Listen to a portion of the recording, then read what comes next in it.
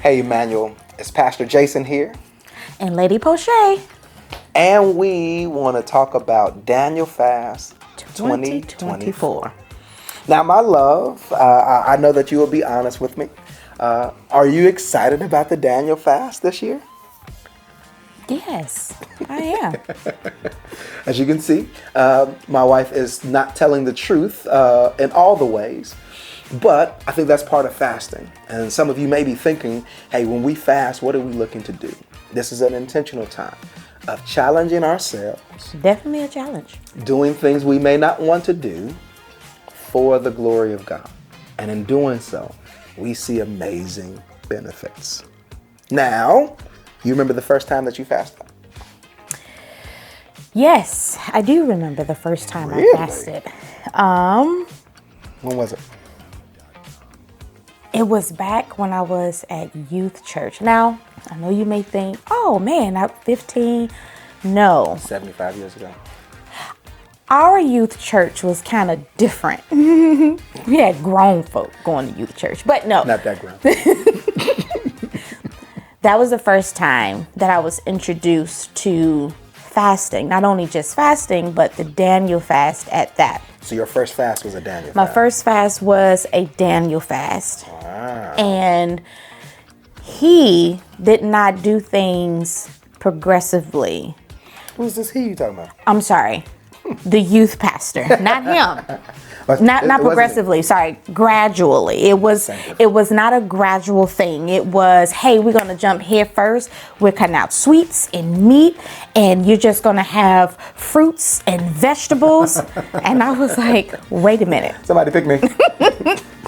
I don't think Jesus wants me to do this. He didn't wake me. No, I don't think that's what he told you to do. That's exactly what he said.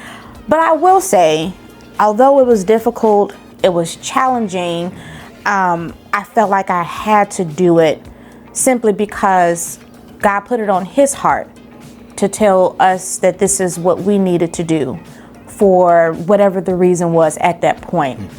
And so it was not me doing what the pastor said, but for the most part following God. And at the time I was a babe in Christ, and it was really, really important to me to follow God's will. And now that I'm an adult in Christ, But so you still my baby in Christ? I feel that it is still important to follow God's will. And so, like for me, I think the Daniel fast was one of the first fasts that I ever participated in as well.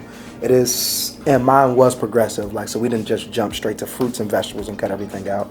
But it's this way to get a large group of folks to be able to try some of these spiritual disciplines together. So like Daniel and, Shadrach, Meshach, and Abednego, they do this in Daniel chapter 1. And for them, it really wasn't set up as a fast. It was set up as this opportunity to prove themselves. Yes. For God to show that if you hold to my mandates, I'll show you off better than anybody else. Yes. And then this opens up opportunities, because some of you may have never fasted before. This may be the first time that anybody has ever asked you, don't eat food for God. What? God made sure that we can eat. No. There are ways by which our spirits grow better, grow more, when we're willing to sacrifice things that our physical body needs in search for God.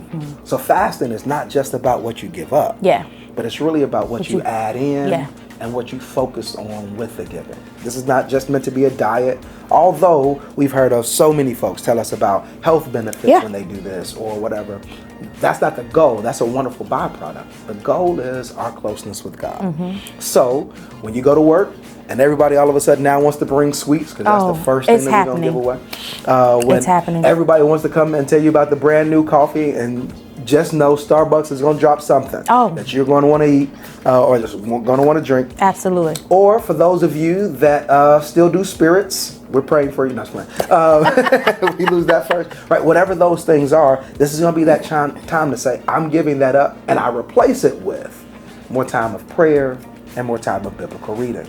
Right. So that's the goal, and that builds you. Then after that, we move to the harder stuff. That's when you drop the meat. And some of you are already vegetarians and vegans, so y'all like, welcome to our life.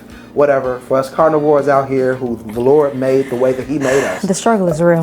Come on. Can I tell you about it? Yeah. Because, non-meat stuff just don't fill you up the same way. And they're getting better, though. They're getting better.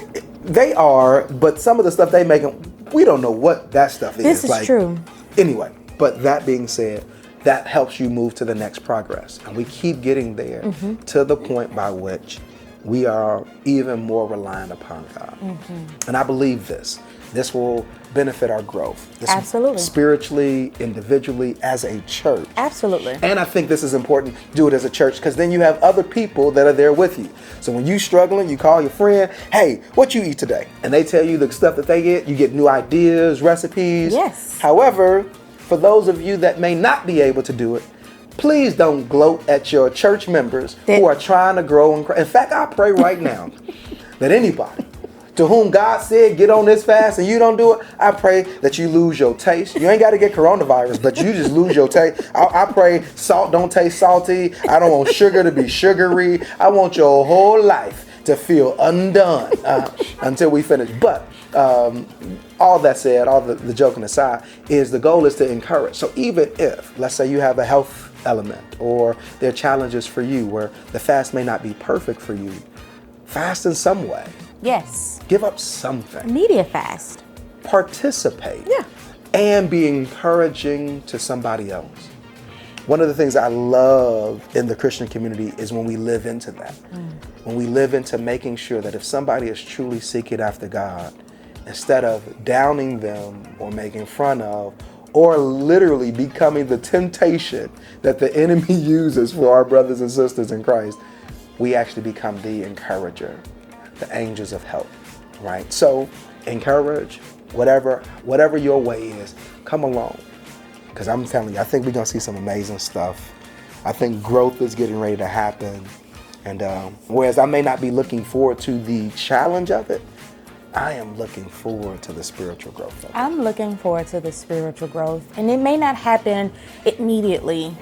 However the Lord will determine. But I am looking forward to what God is going to do for me individually and for us collectively. Absolutely. So here it is, Daniel Fast 2024. I believe God is calling all of us to participate in some way. Come on. I pray that you will find your way, and I pray that God will bless and blow our minds through the challenge of giving up that we might gain. I'm Pastor Jason. I'm Lady Poche. Pray that you be with us. God bless.